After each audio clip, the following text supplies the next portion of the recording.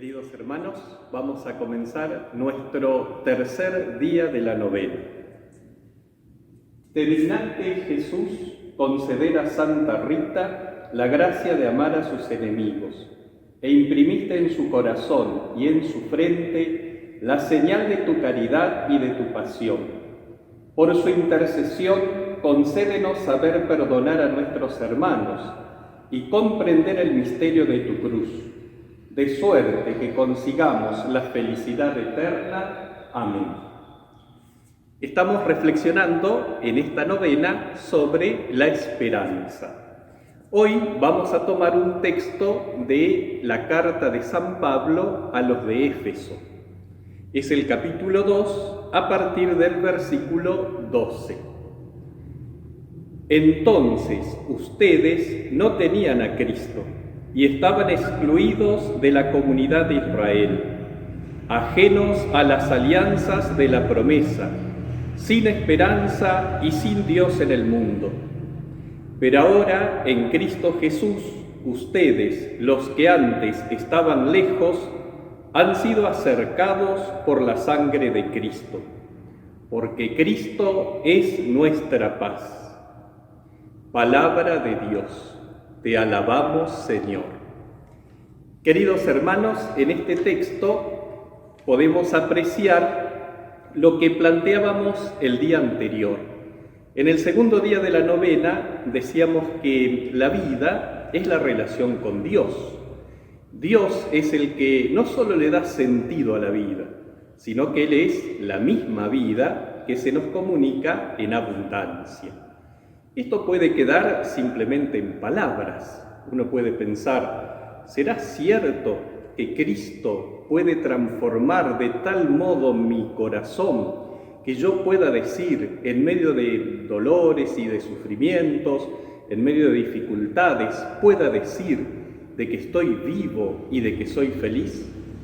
Indudablemente que toda realidad humana, siempre, aun la que está iluminada por la fe, es una realidad frágil, es una realidad que necesita de crecer y de desarrollarse, y en ese crecimiento y en ese desarrollo muchas veces encontramos muchas dificultades, idas y vueltas, avanzamos y retrocedemos.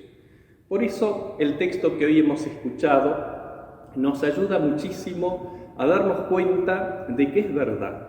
Cristo, cuando entra en el corazón de una persona, no solo le da el sentido de la vida, sino que toda su vida verdaderamente se transforma. La Sagrada Escritura dice, es una nueva criatura. Y efectivamente eso sucede. Y eso es lo que nosotros buscamos, eso es lo que nosotros esperamos. No nos contentamos simplemente con decir, bueno, tengo una orientación para la vida, sino que tengo una vida verdaderamente nueva.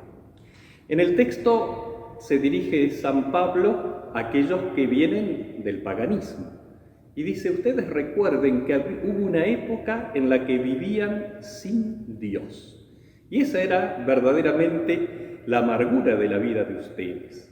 Este punto es muy interesante porque los paganos de la época de San Pablo no solo tenían un Dios, sino que tenían muchos dioses, eran politeístas. Los dioses estaban presentes en toda la vida de las personas de aquella época. Cada actividad, cada acción, cada acontecimiento de la vida estaba marcado por un Dios. Sin embargo, en la época de San Pablo, en la época, ¿no es cierto?, en la cual aparece la realidad concreta de Dios hecho hombre, de Jesús, entonces ese paganismo idólatra, ese paganismo politeísta, estaba en una verdadera crisis, porque esos dioses se mostraban como falsos, no llenaban el corazón de los hombres. Además, el culto a esos dioses estaba lleno de supersticiones, y todos sabemos que la superstición a veces te hace creer que tenés control y dominio sobre las cosas, pero no lo tenés. Las cosas la historia, la vida, va mucho más allá de todo lo que nosotros podamos controlar. Fíjense, hoy hemos reemplazado esa imagen, ¿no es cierto?, del paganismo idólatra y politeísta, por ejemplo, por la ciencia. Y pensamos que la ciencia nos va a dar lo que nosotros necesitamos. Entonces aparece tal problema, la ciencia le da una respuesta. Pero con la respuesta, la ciencia crea nuevos problemas. Porque el conocimiento científico, como todas las realidades humanas, es también un conocimiento parcial. Y por eso no encontramos nosotros, ni en lo que parecería, ¿no es cierto?, lo que debería darnos verdaderamente el gozo, la alegría de vivir, el sentido de la vida, no está allí. Estamos en la misma situación que los de Éfeso en la época de San Pablo. Estamos sin Dios. ¿Pero qué ha ocurrido? Dios se ha hecho presente. Dios no nos dice, mira, me tenés que ir a buscar allá. No. La maravilla del amor de Dios es que Dios bajó de su cielo, se hizo hombre y está presente en medio nuestro. Y eso es lo que San Pablo les dice precisamente a los de Éfeso. Ahora Cristo Jesús se ha hecho presente. Y los que ustedes que estaban lejos, han sido acercados por Cristo, porque Él es nuestra paz. El Papa Benedicto XVI escribió hace un tiempo una encíclica muy hermosa sobre la esperanza. Spe Salvi, es un texto de la Carta a los Romanos. En esperanza somos salvados o estamos salvados. Qué maravilla esa expresión. La esperanza nos da la salvación. La esperanza trae no solo el sentido de la vida, sino que la esperanza nos da propiamente la vida.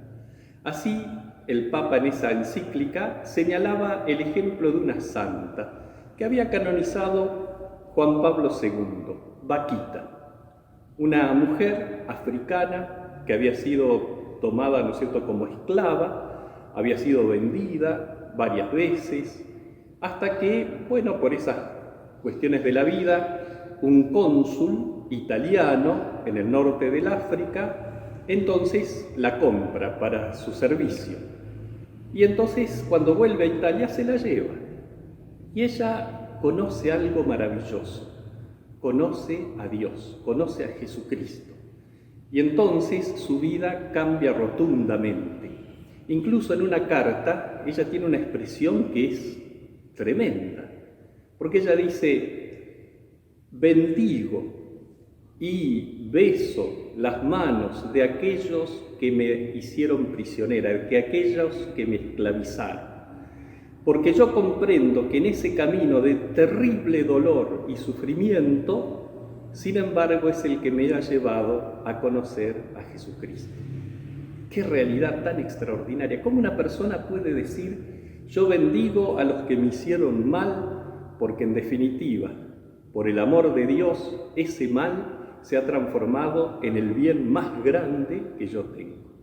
Y fíjense que para ella Dios empezó a ser una realidad tan presente, tan maravillosa, que también ella consagró su vida a Dios. Se hizo religiosa y así pudo servir a ese patrón, a ese parón, a ese padre que ella había descubierto, que era precisamente Dios, y que la había sacado de la terrible oscuridad en la cual estaba. Oscuridad que no era solamente su vida de esclavitud, sino oscuridad que era su vida de no saber que tenía un Padre amoroso que estaba junto con ella.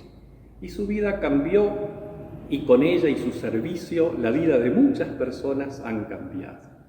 Nuestra santa patrona, Santa Rita, también nos muestra con toda claridad esa transformación, porque no es simplemente decir: bueno, yo sé que voy a gozar en el cielo porque cumplo los mandamientos de Dios y voy a alcanzar el premio que Dios me promete, sino que esa realidad futura se hace presente. Y yo sé que aún en medio de estos problemas y dificultades, el amor de Dios me abraza, Cristo me ha acercado precisamente al Padre, y por eso entonces mi vida ya ahora ha cambiado completamente.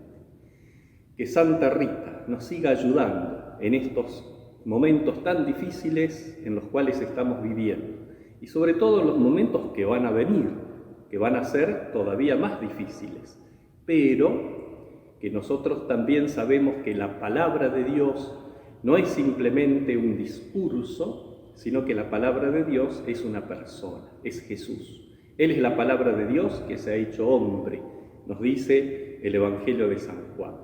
Él es Cristo, que nos ha acercado a Dios y que le ha dado entonces un vuelco radical a nuestra vida. Que Santa Rita nos acompañe en este proceso y en este camino. Ella que lo recorrió, que sea nuestra guía, para que nosotros también lo podamos recorrer.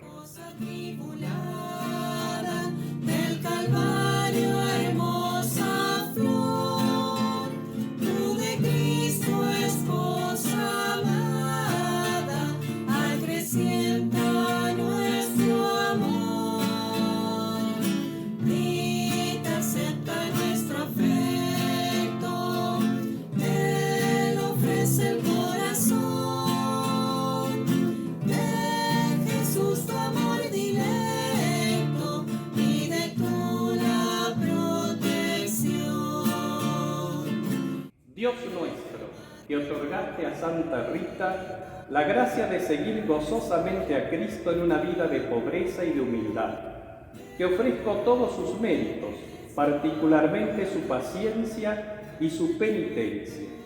Haz que a ejemplo suyo sea mi preocupación principal en esta tierra, la de amar y seguir a tu Hijo Jesucristo.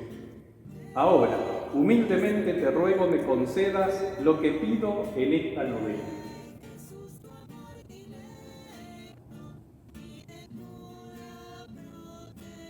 Si es para gloria tuya y bien de mi alma. Amén. Santa Rita de Casia, ruega por nosotros.